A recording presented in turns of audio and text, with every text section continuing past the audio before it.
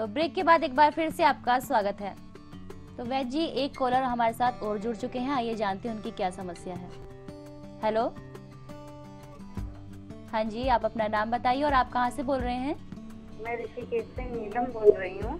जी, आप अपना सवाल पूछ सकती हैं वैद जी से। मुझे वैद जी से पूछना है कि मेरे को भूख बहुत कम लगती है, पेट में दर्द रहता है, डॉक्टर ने अल्सर बताया है, तो घरेलू उपाय।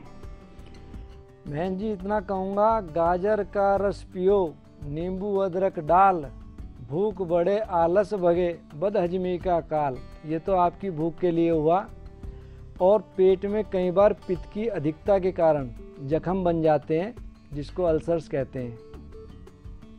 उसके लिए आप मिर्च मसालों का बिल्कुल त्याग करें। अभिपत्तिकर चूर्ण मार्केट से ले लें, मिल जाएगा। एक चम्मच अभिपत्तिकर चूर्ण, 100 ग्राम ले लें अभिपत्तिकर चूर्ण, उसमें 10 ग्राम प्रवाल पंचामृत मिला लें। दोनों को मिला करके एक चम्मच दिन में 2 बार सेवन करें। दूसरा, मैं आपको एक बहुत अचूक प्रयोग बताता हूँ। आप एक नारियल ले लें, नारियल को ऊपर से काट दें और उसका पानी निकाल लें।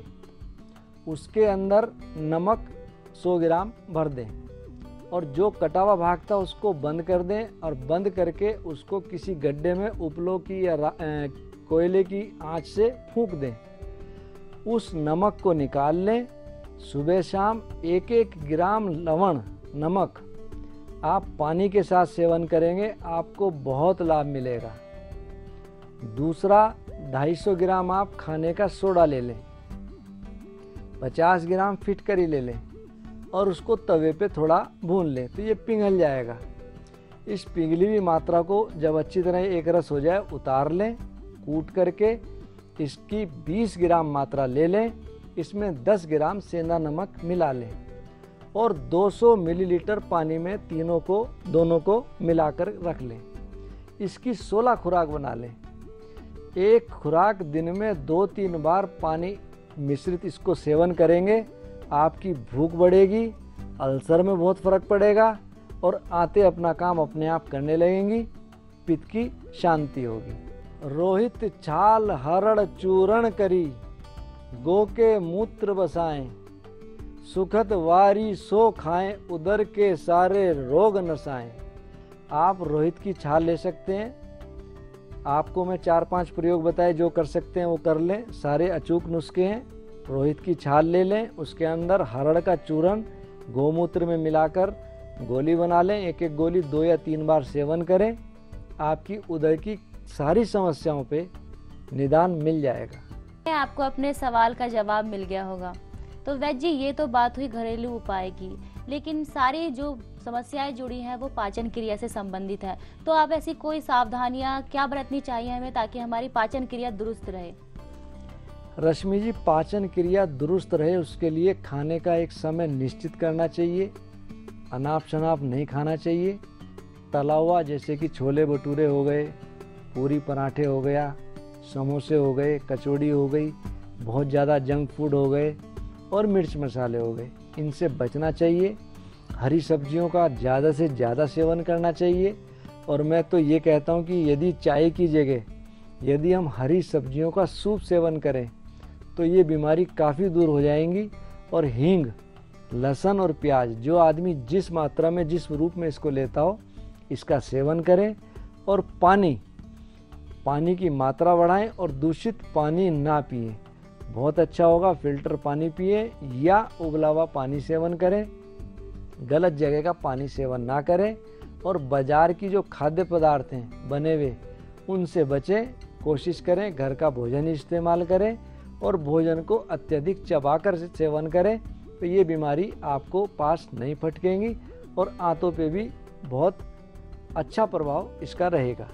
चलिए, तो वैद जी कहते हैं कि निवाले को चबा चबा कर खाना चाहिए और भोजन को निगलना नहीं चाहिए ताकि आंतों को ज़्यादा श्रम न करना पड़े। तो इस बारे में आपका क्या सुझाव है?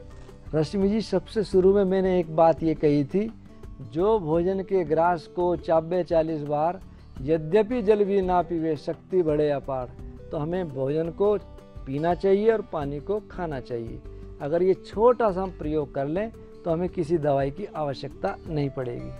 हमारे साथ एक पेशेंट है जिन्होंने आपसे इलाज कराया, आइए देखते हैं क्या कहते हैं।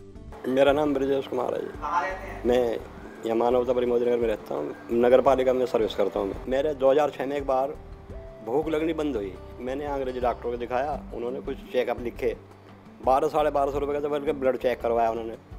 उसके बाद उन्होंने दवाई देनी चालू करी। दवाई में उन्होंने जो ऐसा किया, बहुत हार्ड दवाई दे दी। हार्ड दवाई देने के बाद में मुझे शिकायत हुई, पेट में बिल्कुल ही भूख लगनी बंद हुई। उसके बाद हमारे एक रिलेशन में हैं, वे दिल्ली रहते थे। मैंने उनसे बात करी, वे कहने लगे कि भाई देसी दवाई करवा लो। मैंने कहा भाई वैद्य जी बताओ कोई जो अच्छे हों। जो कि भाई अच्छे वैद्य जो हरिद्वार चलना पड़ेगा, जो कनखल में है, जो कि मेरे रिलेशन में ही है वे भी। मगर रिलेशन तो ठीक है। फिर तो हम दोनों चले गए। जा कर के उन्होंने मेरा चेकअप किया, ब्लड प्रेशर चेक किया। फिर उसके बाद उन्होंने नब्ज देख करके दवाई दी। दवाई देने के बाद में कही कि भाई भूख लगेगी और तुम ये दवाई खा लेना। फिर दवाई लेते रहा। मेरा अल्सर 1 महीने में उन्होंने अल्सर बता दिया था। उन्होंने अल्सर भी ठीक हो गया और भूख मुझे अच्छी तरह से लगनी चालू होगी। उसके बाद 2008 में, जनवरी 2008 में मैं अपनी लड़की की शादी का सामान लेने के लिए हापुड़ गए थे। वापसी में आती दफ़ा हमारी गाड़ी का एक्सीडेंट हुआ, ट्रक के नीचे मार दी ड्राइवर ने। तो ड्राइवर तो वहीं ख़त्म हो गया था। तो उसके बाद हम हॉस्पिटल में आए। हॉस्पिटल में हमारा सर्जरी वगैरह होगी। तो उसके बाद वैद्य जी ने पता लगा हमारा, क्योंकि रिलेशन में थोड़ी रिलेशन वाली बात थी। उन्होंने फ़ोन करा, जो कि भाई क्या हाल है।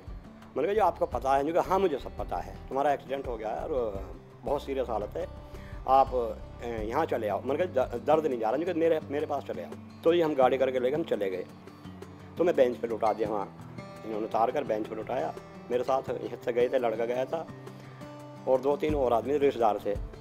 उन्होंने उतार कर आराम से मुझे लुटाया, उनकी बेंच पे लेटा रहा मैं। फिर उन्होंने एक 3 भस्म से मिला करके उन्होंने मुझे दी, जो कि भाई ये दूध से ले लो। दूध कितना पी लोगे? मैं दूध तो जितना भी हो उतना पी लूँगा, भूख भी लग रही थी मुझे। उन्होंने आधा किलो दूध बराबर से दुकान से मंगवा करके मुझे दे दिया। मैंने दूध से वो दवाई ले ली। उसके बाद 15 मिनट बाद ही मैं बेंच पे लेटा रहा था, मेरा उठने नहीं जी करा। मैंने कहा जी वैद्य जी उठ जाऊँ मैं? अच्छा उठोगे नहीं, और उठने के लिए दवाई दी है तुम्हें। मैं उठने लगा तो ये सब सहारा देने के लिए चले मुझे। मेरा लड़का रिलेशन में जो थे वे सब। वैद्य जी ने मना कर दिया, कि भाई कोई सहारा नहीं देगा, दवाई इसे सहारा दे रही है, इसे अपने आप खड़ा होने दो। मैं जाकर नीचे आराम से जाके मुँह धोकाया। मुँह धोकाने में उन्होंने कही कि भाई आ जाओ। फिर मैं पैड़ी उतर के भी और चढ़ के भी आराम से मैं आ गया। तो उन्होंने 3-3.5 महीने दवाई चलाई। उसके बाद उन्होंने बंद कर दी। ये कह दिया गारंटी मेरी है, कोई दर्द तुम्हारे कोई शिकायत नहीं होगी। मैं तो आज बिल्कुल ठीक हूँ, कोई दर्द की मुझे शिकायत नहीं है। गुम चोट वगैरह की शिकायत, कोई दर्द की शिकायत मेरे अब नहीं है। भगवान से ये दुआ करूँगा, भगवान वे ऐसे ही हर मरीज को ठीक करते हैं जिससे कि ये दुनिया स्वस्थ रहे। तो वैद्य जैसे कि हमने देखा ब्रजेश कुमार जी को भूख लगनी बंद हो गई थी, तो आपने उन्हें क्या ट्रीटमेंट दिया ताकि उनकी पाचन क्रिया दुरुस्त रहे, और क्या क्या इलाज में आपने प्रयोग किया उस दौरान? ब्रजेश कुमार जी का एक्सीडेंट हुआ था और इनको बहुत हाईली एंटीबायोटिक इन्होंने सेवन करी, जिसके कारण इनका लीवर थोड़ा डैमेज हुआ। भूख इनकी लगभग ख़त्म हो गई थी। तो जैसे कि मैं हर एक को हर बार बताता हूँ, लीवर के लिए मेदनाशक गोधनवटी मैंने इनको प्रयोग करवाई। और हम एक चूर्ण बनाते हैं, मनोहर भास्कर चूर्ण, जिसमें सतनींबू है, जीरा है, काली मिर्च है, मिश्री है और नमक है। खाने में बहुत स्वादिष्ट है और ये भूख को बहुत बढ़ाता भी है। इसका सेवन करवाया और साथ में मैंने इनको अमृताष्टक क्वाथ का सेवन करवाया, जिससे इनके बॉडी के टॉक्सिन्स या इनकी एलोपैथिक दवाइयों के साइड इफ़ेक्ट उससे दूर हुए। साथ में मैंने इनसे कहा कि पानी की मात्रा बहुत ज़्यादा सेवन करें और दिन में 2 बार अष्टकवटी 2-2 गोली। आज ये बिल्कुल ठीक हो गए। ठीक होने के बाद भी ये बिना नागा अष्टकवटी खाते हैं और इनकी भूख भी बढ़ी और थोड़ा वजन भी बढ़ा, क्योंकि जब ये मेरे पास आए थे शरीर बहुत क्रश हो गया था और शरीर में बिल्कुल जान नहीं थी और भूख इनकी लगभग समाप्त थी। इस छोटे से प्रयोग से आप देखते हैं कि ये लगभग ठीक हैं। साथ में इनको मैंने पुनर्नवा मंडूर भी दिया, जो लीवर के लिए बेसिकली मेन है। और इस छोटे से प्रयोग से अब इनको किसी दवाई की और आवश्यकता नहीं है। तो चलिए जब वैद्य जी, जैसे कि आजकल हम देखते हैं हमारे समाज में प्रचलन बढ़ गया है धूम्रपान का या मदिरापान का, तो ये कहाँ तक हमारी पाचन क्रिया को नुकसान पहुंचाते हैं, कितने प्रभावकारी हैं हमारी पाचन क्रिया को बिगाड़ने में? धूम्रपान हो या शराब हो, नुकसान इनके बहुत ज़्यादा हैं, फ़ायदे कुछ हैं नहीं। मैंने पहले भी कहा था धूम्रपान के लिए कि लोग हमारे पास या किसी डॉक्टर के पास जाते हैं ये सुन के कि ये डॉक्टर अच्छा है, ये वैद्य अच्छा है, इसके यहाँ सामान अच्छा मिलता है, अपनी बुद्धि का परिचय देते हैं। लेकिन आज हम देखते हैं सिगरेट की डब्बी पे लिखा होता है कि सिगरेट पीने से कैंसर होता है, और फिर भी लोग अपनी बुद्धि का इस्तेमाल ना करें तो उसमें कोई कुछ नहीं कर सकता। कोई आदमी, कोई कंपनी वाला ये कहता है कि हमारी चीज़ खराब है और उससे कैंसर होगा, फिर भी हम उसको सेवन करें, तो ये बड़े शर्म की बात है। सरकार को इस ओर ध्यान देना चाहिए। और दूसरा, जिस चीज़ को गधे भी नहीं खाते, तंबाकू वो गधा नहीं खाता, सूंघता भी नहीं, तो हम कम से कम इतना कह सकते हैं कि गधे से बदतर नहीं है। तो इन चीज़ों से बचना ही चाहिए। दूसरा, ये लीवर को और आंतों को थोड़ा वीक करते हैं, और नशा किसी भी प्रकार का हो, फ़ायदा तो उसका है नहीं, नुकसान बहुत ज़्यादा है। और रश्मि जी, एक बात और कहूँगा, जिस चीज़ को हम अपने घर वालों के साथ खाने पीने में शेयर नहीं कर सकते, उस चीज़ से फ़ायदा नहीं है, नुकसान ज़्यादा है, उनसे बचें। तो चलिए वैद्य जी, चलते चलते हम आपसे एक छंद और सुनना चाहेंगे ताकि हमारी पाचन क्रिया दुरुस्त बनी रहे। त्रिकुटा कूट हिंग जो खारा, जो का खार, त्रिकुटा यानी के सौंठ, काली मिर्च और पीपल। त्रिकुटा कूट हिंग जो खारा, सेंधव सम मात्रा में ले डारा, सबके बराबर सेंधा नमक। नींबू रस में जो पीवे, हटे प्लीह सूली सुख जीवे।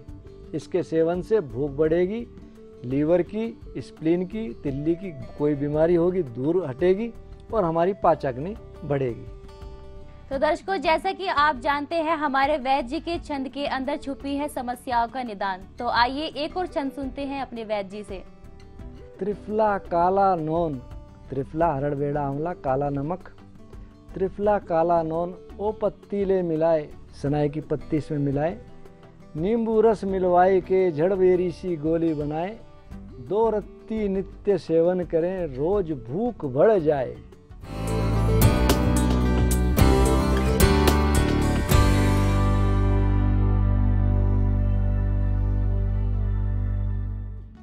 कल हम फिर हाजिर होंगे किसी और बीमारी और उसके निदान के साथ।